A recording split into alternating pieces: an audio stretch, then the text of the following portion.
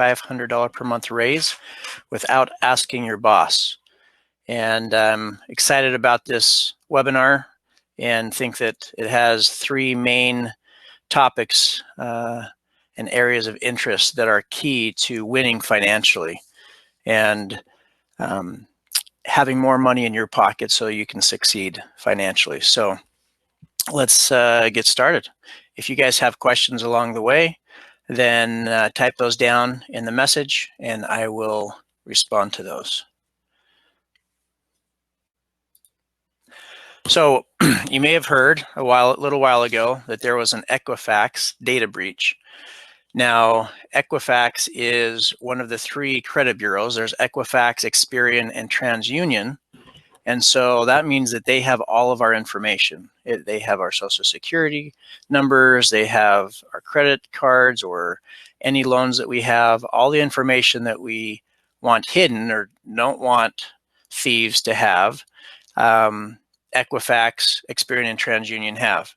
And so there was a breach, which means there were some people that hacked into their system and stole 143 million Americans and 100,000 Canadians personal identification information through this hack. So because of that, we want to make sure that we are monitoring our credit and making sure no one is signing up for cards or for loans in our name or hurting our credit in any way, because that will cost us a lot of money. So we're going to talk a little bit about how to do that and why protecting your identity and credit is so important. So a FICO score is basically a statistical number that depicts a person's credit worthiness. Lenders use this score to evaluate the probability that a person will repay his or her debts. So it's a 3-digit number and it ranges from, as you can see on the screen, 300 to 850. So not very many people have 300. That's the worst you can have. Even people that start new credit aren't going to have that. I'm not sure what you have to do to get down there, but 300 is the low, and then the best score is 850. And then the higher the score, then the more financially trustworthy you are, and the more the better terms you can get, the lower interest rates, the more you can borrow, etc. And so you're more trustworthy credit-wise as you're closer to 850. So that's what we're all trying to get to. And we'll talk about why this is so important. So who uses this credit score? Well, a lot of us know that financial institutions like credit card companies, or if you're going to get an auto loan or you're going to get a home loan, a mortgage, those types of things, they'll use it. But what people don't realize is that there's lots of other people who use this credit score. And so landlords may use it. And if you have lower than a certain credit score, then they won't rent to you. Auto insurance, which I'm going to show you next, is huge, costs a lot more money just because you have bad credit. Home insurance, life insurance, medical insurance, even utility companies can cost you much more because of your low credit. So it's not just the financial institutions that are looking at this. And even employers, there's many employers that won't hire people with poor credit. And so just to give you an idea of what this might look like, here is an example of the premium decrease or increase based on different scenarios. So hopefully you can see this, and I want you to look on the left side. You can see this premium decrease in these white boxes here. And so if you have the standard premium that you're paying for your auto insurance, well, it decreases, it goes lower, it costs less for you if you are a homeowner, if you increase your deductible, if you bundle your insurance, and then if you get married, because apparently we're more conservative drivers or better drivers are getting less accidents if we're married and care about somebody. So what causes your premium to increase? You look over here, I'm not going to read all of these, but you have one moving violation and it goes up. You reduce your deductible from 500 down to a 0. You have a not at fault accident, etc. So it goes all the way up. And then I want you to look on the right side in the middle there, the 1100. You can have 2 at fault. So you're at fault accidents, and it says your premium increases $1,100. Next is add a teen, which is $1,500. I added a teen a couple of years ago, and my other teen is going to be added here in a month, so that's not good for me. The next one is have 2 DWIs 1750, but what's the number one thing that will increase your premium? Having poor credit. That is crazy. So if you have bad credit, then everything costs more money for you. And this is a perfect example. All of these things can contribute, but even having 2 DWIs or adding a teen or having at-fault accidents don't raise your premium as much as having poor credit. That is why it is key to lower, to lower these costs to increase and improve your credit. That's why we want to do this. So there was a study done that took all of these things into consideration that we just talked about, from auto insurance and home insurance and life insurance and utility companies and all these different things, the borrowers. And they said, based on all of these expenses, giving two families that look identical, what would it cost extra based on having lower credit scores? And so this is an example. So if you have 760 to 850, again, it ranges from 300 to 850. So we're on the top end here. 760 to 850 is ideal. You get the best rates, the best terms, and pay the lowest interest. 720 is a good score, but even if you have 720, you're paying $100 more per month in general for all of those different things that we talked about that were in that bucket. If you have 680, it's $300 more a month. 640, $600 a month. And if you have 580 or lower, it's costing you over $1,000 per month on average as the same individual or family that has a 760 FICO score. So hopefully you can see that improving your credit score can save you hundreds of dollars a month. If you have 640 and you go up to 760, that saves you $600 a month, which just that alone would be similar to giving you a raise of $600. And so this presentation is entitled How to Get a $500 per month raise Without Asking Your Boss. And the first way is to improve your credit so that you can pay less in interest, pay less in insurance, pay less in utility costs, pay less in a lot of different things. You get preferential treatment when you have better credit. So that's more money in your pocket. So a question to you would be, do you know what your score is? If you're not sure what your score is, then you don't know where you fall on this, right? How much is it costing you per month to be below the 760 to 850 ideal? So I'm going to show you later how to get a free credit score as well as a free credit report, because we want to make sure that you understand and know what's on your credit report to know what's lowering your credit and how you can improve your credit so that you can save possibly over $100 or over $1,000 per month. So what are some things that affect the credit score? Well, if you have a better credit score, then they expect more from you, right? With great power comes greater responsibility, or whatever with Spider-Man. So you have a better credit score if you look over there on the right side, 780 versus somebody with a 680 in the middle.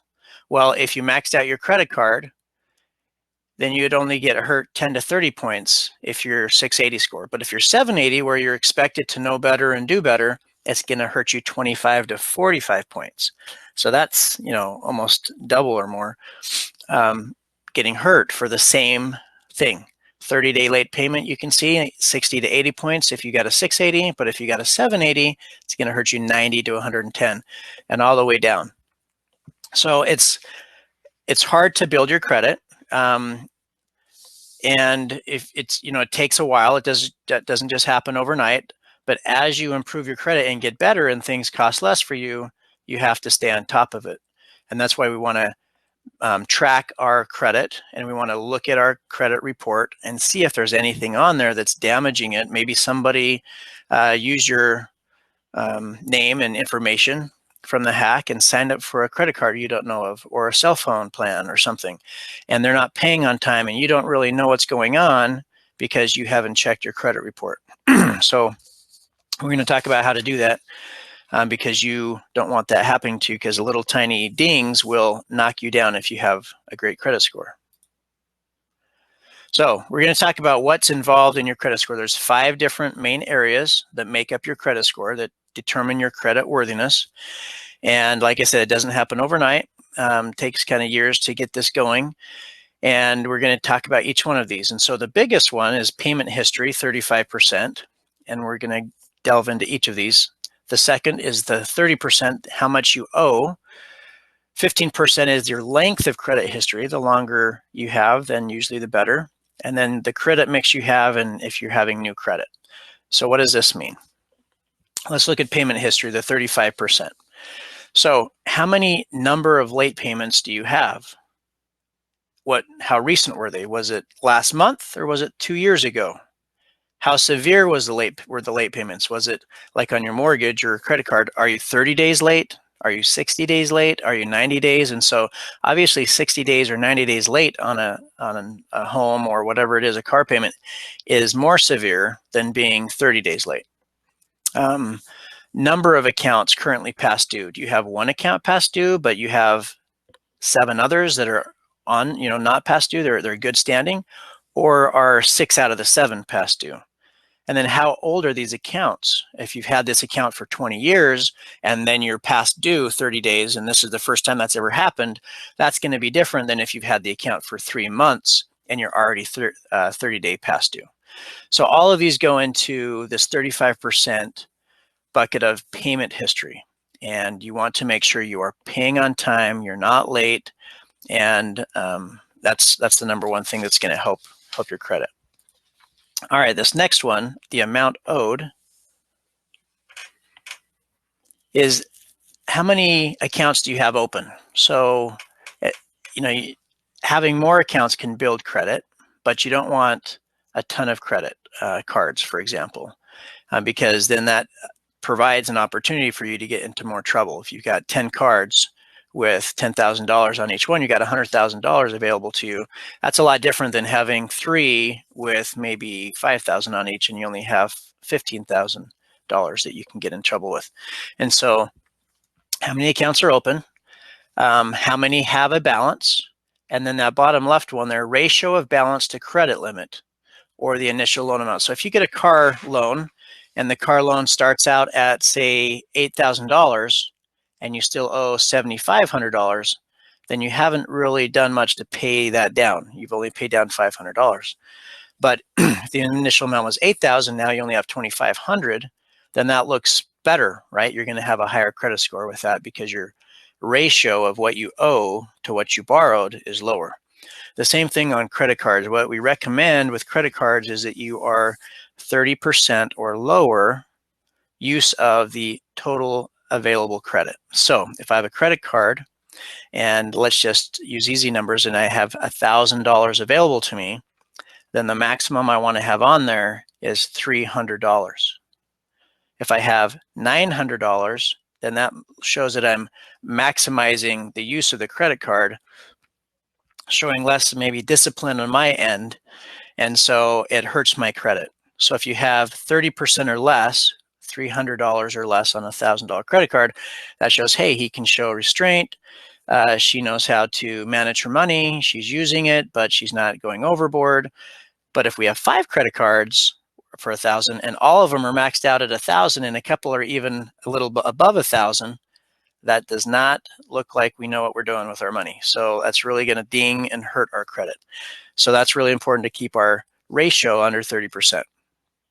And then that's the bottom right one, the overall use of debt is just the total amount of debt available to us, the credit available to us. What are we using of that total amount?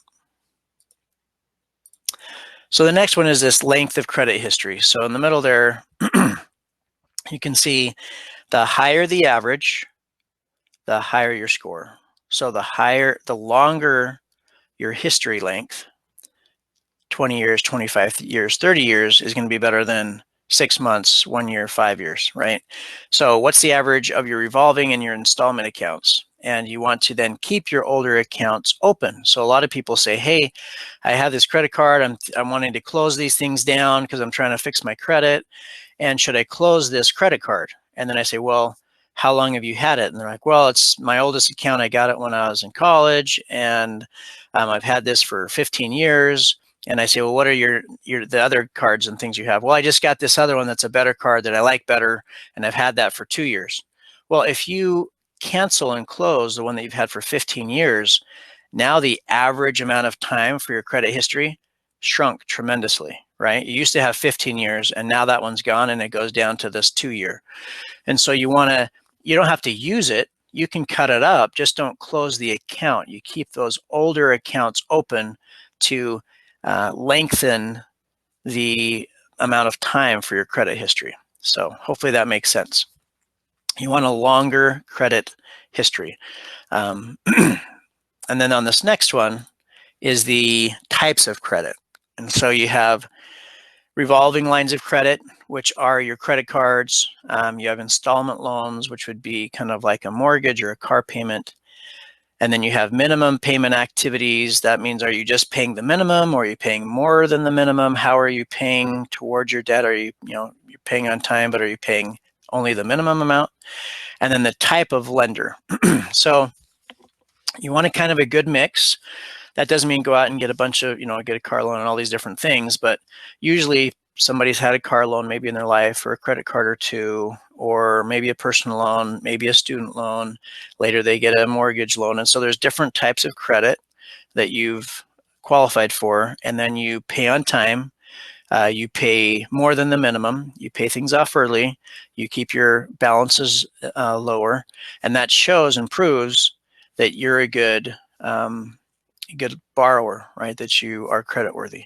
But the type of lender is important, and I'm going to get on a soapbox here for a minute, because a lot of people like to get store cards, right? They go to shopping mall, and these places are offering a store card for 20% or 25 or 30% off discount on that day's purchase if you sign up for your Kohl's card, or if you sign up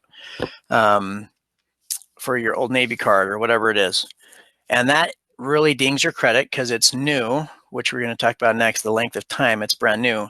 But it also is the type of lender that's not seen favorably, having these store cards versus having a major like Chase bank card, or a Citibank card, or Discover card. Those cards are seen, those types of lenders are seen as better to borrow from and to use than store cards. And so if you keep signing up for these different types of store cards just to get that 30% off, that's really actually costing you more than that in the long run, because it's hurting your credit, and then everything is costing you more. So please don't sign up for all those store cards. And if you've done those recently, and those aren't your super old cards, then I would cut those up and close those accounts, most likely. Depends person by person, but that's usually. So your last 10% is the new credit. And that's, again, how many have you opened in the last 12 months? What are your recent loans, especially in the last 6 months? And so again, if every time you sign up for a new store card or something new, it's lowering the length of history you have. It's shortening it, because now you have something new that's only been open for 1 month. And it's dinging your credit because you have an inquiry. So on the left side, the number of inquiries or hard pulls for different purposes ding your credit. So if you want to go get a phone and they're like, well, we need to check your credit, then that's going to lower it for a little bit. No, we need to check your credit for car. That's going to ding it. For this credit card, that's going to ding it. For the store card, that's going to ding it. So you don't want to go around and have everybody checking your credit. Now, what people don't understand is that you do, though, want to comparison shop if you're looking for, say, a car loan or a home loan, a mortgage. You want to get 3 or 4 different lenders to show you what their rates and terms will be. And so I'm a loan officer, and I help people with their mortgages, do purchases or refinance. And by the way, rates are super low right now. So if you haven't done that, you want to look into that. But I tell people that I'm helping with, I say, you want at least 3. I do 3 or 4 different lenders, maybe a small bank, a large bank, a mortgage company, which is like what I work for, and maybe, say, a credit union, and look at the different terms and rates that they have and they offer you, and you want to go with the best one. And they say, well, won't that hurt my credit? And it doesn't. It does for the one, But having 4, 5, 6, or whatever people pull your credit for the same purpose, the same reason, which would be refinancing your mortgage, only counts as one, because they want you to go and comparison shop. So if you get it with 4 different people or one person, one lender, it's gonna ding your credit the same. Hopefully that makes sense. Again, if you have any questions, write those down there and I'll try to answer those. So those are the 5 areas that you want that are part of your credit score to kind of show, are you a good credit-worthy borrower and what rates should you get? And all of these go into that 3 digit number of between 300 and 850 to give you a score compared with everybody else. So these are the things that can improve your credit score. The number one factor, top left, far and away, is to make your payments on time. Don't be late. Now, that doesn't mean that it's 5 days late, right? If you have a credit card, and I have a few credit cards, if I use them, I pay them off in full every time. I don't use my credit card to buy stuff I couldn't pay cash for. So I never carry a balance. I always pay in full on those. I also don't do, excuse me, auto loans. I pay cash for my cars. I have a car replacement fund that I put money into, and then when I'm ready to get a new car or a used car, because I don't buy brand new cars either, I have cash for those. But if I did have a card, or people that I know that have, say, a credit card or a car loan or something, and they are 5 days late, it comes due and it's supposed to be due on the 5th of the month, and they don't pay till the 10th of the month. Well, there could be a late fee of, say, $35 or something, but that's not going to go and hurt your credit score. It only hurts your credit score when the lender reports the lateness to the credit bureau agency, which again is Equifax, Experian, or TransUnion, and that usually only happens when you're 30, 60, 90 days late. So if you're a mortgage or a car loan and you're 30 days late and you haven't paid in 30 days, now that's going to go as a 30-day late on your credit report, and it's going to hurt your credit. If you're only 5 or 10 days late and then you paid in full your payment, then you're going to have to pay a late fee and maybe extra interest, but it's not going to go on your credit. So just want to make that clear. But the number one factor is to make all of your payments on time. The second one down there on the left is to make more than the minimum payment or paying off your credit cards. We're going to talk about how to pay off debt in a little bit. And then you want to keep your loan balances low. Remember, 30% or lower is optimal for improving your credit. So it doesn't matter that you have the loan, it just matters that you have a low balance compared to what your available credit is.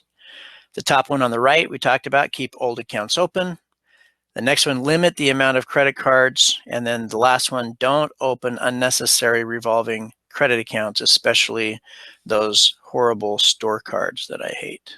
All right, so we have a lady here climbing up either side, and the one on the left is 650, and there's different things. I can send that to you if you want to look at that. That is keeping her at 650, and then the high achiever 800 is over there doing all these other beneficial things. And so the beneficial things are on the right side there. Those high achievers, 96% of them, they don't have any late payments. Those 30, 60, 90-day lates. The right side, they use on average only 7% of their credit limit. So I said 30% or lower, they're only using 7%. They're not strapped, where the improvers maybe over there using 80% of their credit. High achievers are only 7%. They owe low amounts on their credit cards, lower than $3,500 versus tens of thousands maybe for other people. And they have a long credit history, right? The length of 25 years or more. So as you move towards those and climbing the ladder of being a high achiever, this mountain, those are some of the things that you want to look for. So as I stated before, these are the 3 credit bureaus, and this is key to know because there's fraudulent companies or websites out there trying to pretend like they are annualcreditreport.com. Sorry, annualcreditreport.com. This is where you get your free credit reports from Equifax, TransUnion, and Experian. So if you just look up free credit report, then there's a website called freecreditreport.com, and that is not free actually. And they try to get you to buy stuff and things. So remember that if you want to pull your credit for free, and you do, you go to annualcreditreport.com. That's what you want to do. So I recommend going there. This is maybe a little bit of homework, but it's well worth doing this to make sure that you're keeping more of that money in your pocket, giving yourself a raise. You want to go to annualcreditreport.com. And if you've never done this or haven't done it in over a year, I recommend pulling all 3 credit reports. So you can get a credit report one a year from Equifax, Experian, and TransUnion. So if at the beginning, I say pull all 3 and look and see if there's anything, because once in a while there are some lenders that report to one agency or one broker, and the other ones they don't. And so maybe they report to Experian and they don't to Equifax and TransUnion. So you want to just make sure that you see everything that's on your credit report from all 3 credit bureaus. So you pull those, and then after a year, you can start pulling them once every 4 months, right? So Equifax maybe in January, and then 4 months later you pull Experian, and then 4 months later you pull TransUnion, and then 4 months later it's time for Equifax again, and you just go in a circle. So every 4 months you can kind of pull those and see what's on your credit report. Now another easier way, I think. Well, let me say this first. A study showed that 5% of consumers had errors on one of these reports, things that were not theirs that were causing a lot of headaches, right? Dinging their credit and causing them to pay more money that they shouldn't have done. And so, there's lots of stories out there, but I had a friend actually that pulled their credit report for free, and they had a judgment on the report, which wasn't his, and it had been on there for a couple of years. And so I'm not sure how much that cost him in increased premiums and other insurance costs and things, but probably thousands of dollars. And so we need to be vigilant and know what's on there. And then if you have issues on the credit report that you say, hey, this isn't mine, I don't even know what this is. If you're a student, you'd want to talk with your parents maybe and just make sure, or if you're married, your spouse, just, hey, do you know what this is? I don't know what this is. And if they don't either, then you go to myfico.com, and they have resources there to dispute this error and get it corrected and get your score fixed. You also want to check your children's reports if you have children. I have 5, because if someone got their social security card or number, they could have been part of an identity theft, right? It's easier to fix now than later when they're trying to get some other loans. And a lot of times the kids or children are the target because people aren't checking their credit reports. They're just checking. They're like, well, we don't need to check theirs. They don't have any credit. Well, what if somebody in their name signed up for something? You need to kind of check that and make sure that's there. So there's a couple easy ways to do that, and you can pull your free credit report, but there's a couple easy ways that kind of show you what's on your credit report also. And one of those is creditscorecard.com. A couple other ones are like Credit Karma or Credit Sesame. I'm actually signed up for creditscorecard.com as well as creditkarma.com. Some of your credit cards that you have may offer free credit monitoring and or allow you to kind of see what's going on, and once a month they update your score. So I get on creditscorecard.com, which is through Discover Card, as well as Credit Karma, and I get an update and see, and if there's a ding to my credit, then I would go in and actually pull my real credit report, look at it, and then dispute that charge because it wouldn't be mine. And so it's easier, you can pull your free credit report every 4 months and things. Again, I would go in and pull it, all 3 of them right now if you haven't done that in the last year, but then sign up for 1 or 2 of these credit monitoring that can kind of let you know if there's a ding. The other thing you want to know, again, is that 3-digit score. So your credit report that you pull from annualcreditreport.com for free is only going to show you what's on your credit report. It's not going to show you what your score is. And lenders use different types of scores. And so the FICO score 8 is what typical lenders use for doing a car loan or checking for cell phones or doing a mortgage. They use FICO score 8. And so the only place that I know of to get that score for free is this creditscorecard.com, and you go there and register to through Discover Card, and it will allow you to have that for free.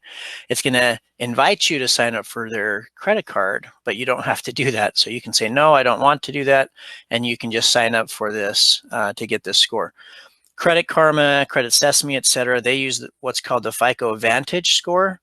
Vantage 8 is where they are, but that's not totally accurate compared to what the lenders use, which is the FICO 8 score. And so there's going to be some difference in your score.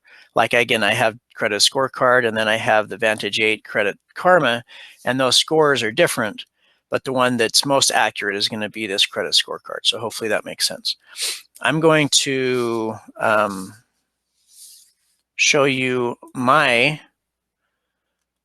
recent FICO score from creditscorecard.com. And you can see that I have over here on the top left, it says that it ranges from 300 to 850. My score is 816. You see these 5 areas over here in the green that's exceptional or very good. And those are the 5 areas that we talked about, right? And so how many accounts do you have open? What kind of it's the credit mix, this 10%. The next one down is your length of credit. So this showed 20 years. That's 15%, excuse me, of your FICO score. The third one down is kind of new credit, which is the 10%. I haven't had any in the last 12 months. The next one is kind of how much are you using? So the amounts owed, you should be 30% or lower. I had 7%. And then how many payments are you late? That's 35%. Are you doing on-time payments? And I don't have any missed payments. I'm always on time. So I, have followed my own advice and done what I needed to kind of get where I need to be. So I'm going to share my screen real quick because I wanted to show you, and hopefully you will be able to see this. All right, let me know if you can see my screen. Can you guys see this screen that's annualcreditreport.com?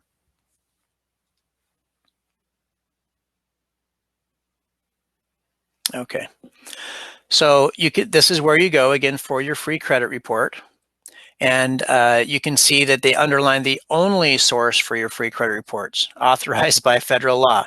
So there's lots of people that try to, again, copy and do that. But Equifax, Experian, Trending, you go here and you can click on request yours now, and you go through and they're going to ask you questions to make sure it's you. So, what was your first car you purchased or the car you got 3 years ago? What type was it? And all these different things to make sure it's you. And if you don't answer correctly, then you have to wait a little while and try again, or you can call in and try to get that done. And then the Federal Trade Commission, they are the ones that get a lot of complaints from different people, and you can kind of see this free credit reports, and it says visit annualcreditreport.com, and it talks to you in here about a warning about imposter websites and not going after those freecreditreport.com type things. And so again, I just wanted to make sure and hit home that the place you get your free credit report is at annualcreditreport.com. Then again, I told you to go to myfico.com, which if you have errors on your credit report, then you can get those off. And so you see down here, fixing credit report errors, and then how to initiate a dispute online. Here's an example of what you can do for communication. And so it kind of gives you an idea of what to do if you have something on there. And then lastly, this is the Discover. It's creditscorecard.com login, and it says it alerts you to unusual activity.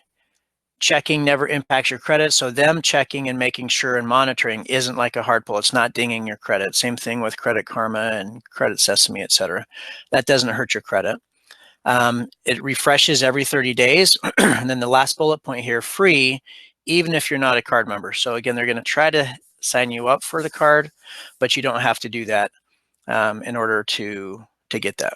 So I'm going to end sharing and go back to my presentation. You guys see my presentation again? Hopefully. All right. So to finish this section off, this is the first. Remember, I said there's going to be three main areas to get ways to get a $500 per month raise without asking your boss.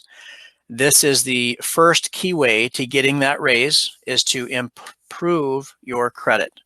I strongly encourage you to pull your free credit reports at annualcreditreport.com, to get a free credit score at creditscorecard.com, and fix any errors you find on there by going to fico.com.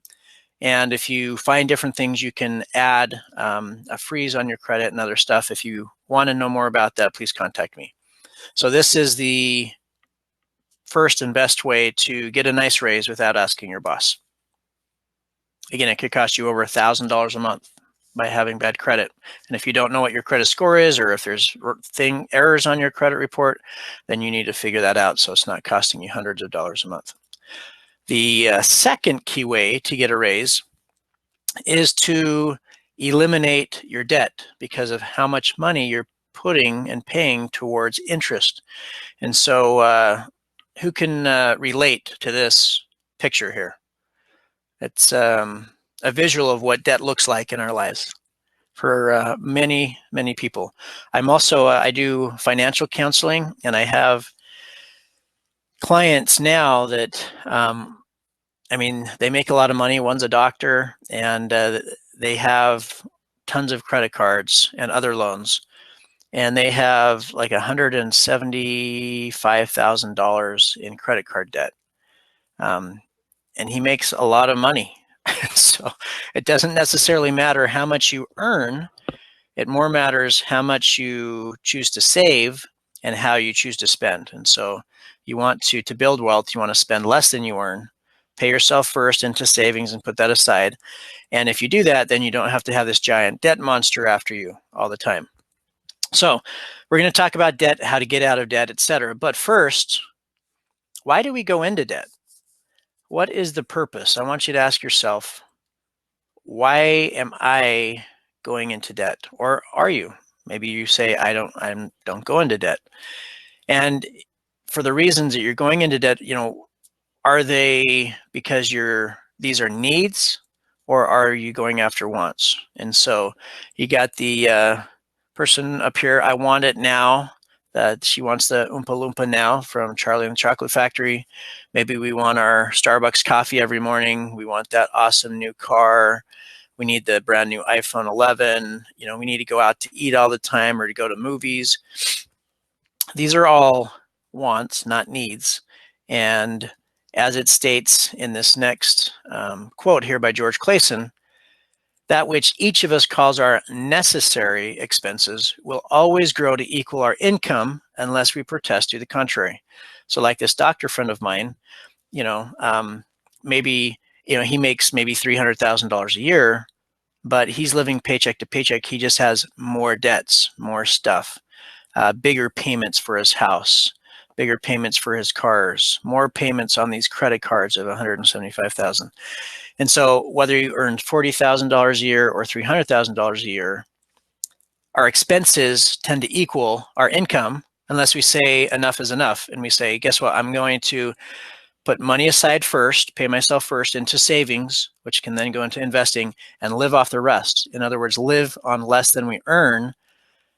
That will keep us out of this debt. Again, it's not how much we earn, but how we choose to spend that money. So what are the top causes of debt? Why do we tend to go into this debt, right? Some people think it's normal. It's just a way of life. Everybody has a car payment. Everybody has debt. It's because we want things now and don't want to wait, etc. But if you're in school as a student, or if you recently were, or in the last few years, then you might have some student loans. And student loans are fine as long as you are minimizing those. And so in my classes here at NMSU, I teach a class, and one of the main focus areas is to help students minimize the amount of student loan debt that they'll have in credit card and other debt when they graduate. They don't, because a lot of times they borrow this money and then we spend it on going out to eat or buying a vehicle that we don't need, or having a pet that costs a lot of money, or all these different things that we do, buying expensive clothes or things that we want, or going on these vacations. And we shouldn't be doing any of those things if we're borrowing money and going into debt. We need to be living more frugally until we can earn more money and live a little bit better, but still within our means. So student loans, possibly, but credit cards, our auto loans, and then our saving habits, whether we tend to pay ourselves first and save, or whether we're spending more than we earn. Those are really the top causes of debt. These other things like financial ignorance or divorce or medical expenses definitely happen, but for most people, it's the auto loan, it's the not saving and spending more than we earn, and it's these credit cards that we sign up for, or store cards. So let's talk about a little bit more about how we kind of spend or waste our money, and then how we can get out of this debt. So you can look here. Food away from home was number one. I have my students track their spending for a month to see where their money's going. And for one of them, they spend almost as much as my whole family of 7 on food, because they're going out to eat all the time. And so they're eating their way into student loan debt by borrowing all this money and then going and eating out all the time. And so if you tend to eat out a lot and want to decrease how much you're spending on going out to eat, or decrease how much you're spending so that you can have less debt, then that's one of them that you should focus on. So is it ever okay to go into debt? That's a question that I usually get asked. And yeah, so Robert Hales here says, debt incurred for education, and I would couch that again in only what you need for education, not borrowing a bunch of money in student loans and then buying a new car and going out to eat all the time. That's not what he's talking about. So the minimum amount you actually need to borrow for education, or a modest home, notice the word modest, or a basic automobile, notice the word basic, may be necessary to provide for a family. So education, modest home, basic automobile, right? Doesn't say anything about a bunch of expensive clothes or vacations, or our lifestyle, or brand new cell phones and things like that. And I agree with what he's saying here. So we need to really decide, why are we in debt? And if we're in debt and it's a way of life and everybody's in debt, what's the big deal? Why do we even care? So why get out of debt? That's a good question. Again, a lot of people just think that's the lifestyle. Maybe their parents always had debt, their friends have debt, they have debt. What is the big deal? Well, that's like me asking, what's the big deal of having a bad credit score? Who cares? We know, because it's costing us $1,000 a month on more expensive for our insurance and everything else than our buddy over here that has good credit. So that's why it matters, because we want to keep as much money as we can in our own pockets and not spend it all to other people, right? And so we're paying more for insurance if we have bad credit. And if we're in debt, then all of our money is going to our lenders. We don't want to make them rich. We want to keep that money in our pocket and give ourselves a raise. So let me give you a couple of examples here that I think are potent, that most of us have and use. So here is a credit card. This person has $5,000 and are paying $200 a month, which is the minimum payment. And it's going to cost them, this is at 18.9% interest. Some people have 29% interest and others have lower, but 18.9 is fairly common, up to 24. $5,000 is going to take them 11 and a half years to pay this off, and they're going to pay $3,100 in interest. So for $5,000 use, they have to pay $8,100 back. That means every dollar they spent cost actually $1.62. So if they go and buy lunch for $10, it actually costs them $16.20. If they buy something for $100, nope, it was actually $162. That's what it is when you use a credit card and keep a balance and don't pay it off and pay the minimum payment. You're paying $1.62 or more for every dollar you use. Well, that doesn't sound like a good deal. So that's one reason why we should get out of debt, right? Another thing is our mortgage. everybody has a mortgage. Who cares? Whatever. No, it's costing us lots of money, and you could have a lot more money in your pocket every month if you paid your mortgage off early. So this is a comparison between a 15-year mortgage versus a 30-year mortgage. So if you look down here at the bottom, you can see a 15-year mortgage. Both of these are $200,000. The interest rate is better for a 15-year mortgage, 4% versus 4.5. The monthly payment's a little higher, right? About $350 a month. But look at this next thing. The total interest that they pay is only $66,000 compared to $160,000 for almost $65,000. So that's $99,000 more that they're paying in interest, giving to somebody else just by having a 30-year mortgage instead of a 15-year. So this shows another example of 30, 20, or 15 years. You pay $133,000, this left blue column, in interest for a 30-year mortgage. 20-year, you only pay $81,000, and then 15-year, you pay about $53,000. And so it's beneficial to kind of force you to pay less in interest to get a 20 or 15-year loan. If you don't have that and you have a 30-year loan and you're paying down and you want to pay less, then what you can also do is just pay more every month and make it automatic. So just sign it up, and instead of you make automatic payments, instead of your say $1,200 a month, you're going to pay now $1,400 or $1,500 a month. Automatically, it just goes and pays that, so you don't have to make that decision every time, and that's going to pay it off earlier as well. And so, if on average, if you can pay an extra payment a year, then that cuts off say 7 years off your mortgage and tens of thousands of dollars in interest back in your pocket. Just to show you how crazy interest is and how much money is going out to the lender. And again, I'm a loan officer for a mortgage broker. So I help people get into homes and finance and refinance homes. And I share this with them so that they can pay it off as quickly as they can, because a lot of this money is going to the lender. So you can see this $200,000 payment. This is the 30-year loan at 4.5% interest rate that we just looked at. The payment is $1,013. The principal, though, the amount that's going towards paying their debt down is only $263,000, and the rest of that $1,000, which is $750, is going to interest. It just goes to the lender. Thank you. I'm loaning you some money, and each month you're going to pay me back a little bit of the principal, but you're going to pay me back in interest. And they got $750 the first month, and you can see it only decreases by 99 cents. Or $1 each month. And so that's not very good, right? In fact, if you look at the numbers there, out of the $1,000, you have about $250 principal, and then interest is $750. That's 285% interest. You're paying 3 times as much in interest as you're paying in the principal. That's not a happy thought.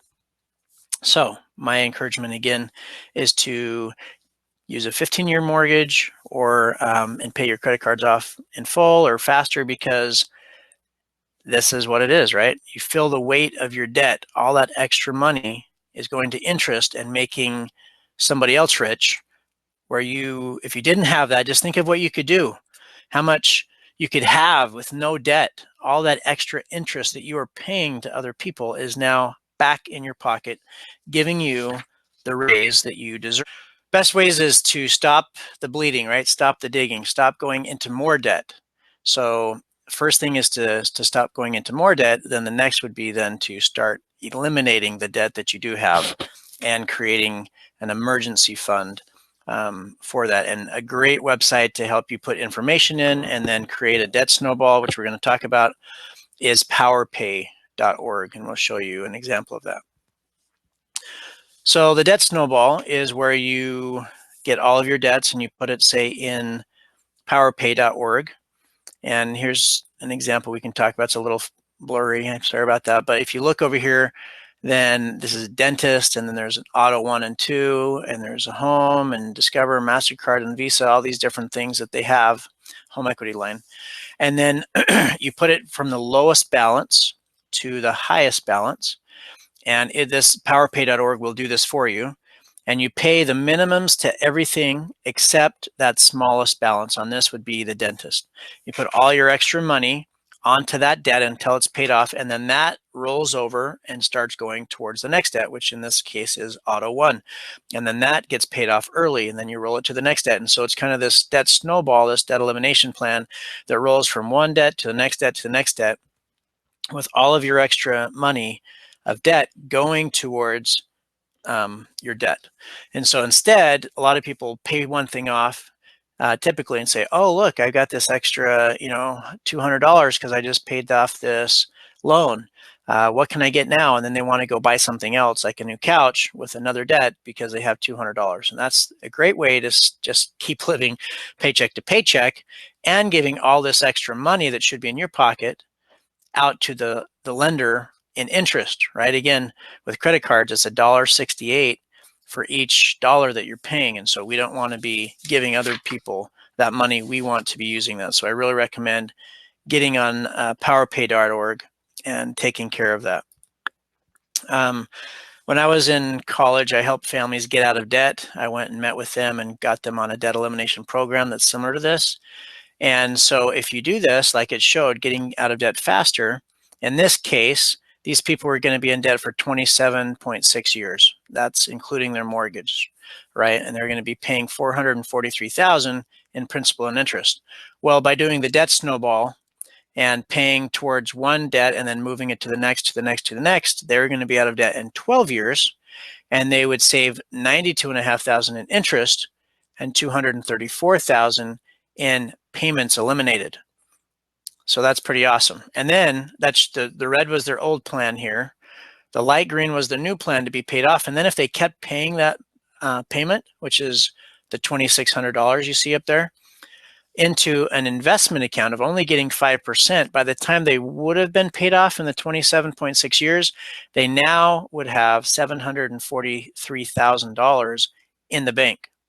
And so you can see the difference that it makes when you're earning interest and it's growing. It's awesome. When you're in debt paying interest, then it's really a weight, right, that's on your shoulders that you're paying. So we don't want to be in debt.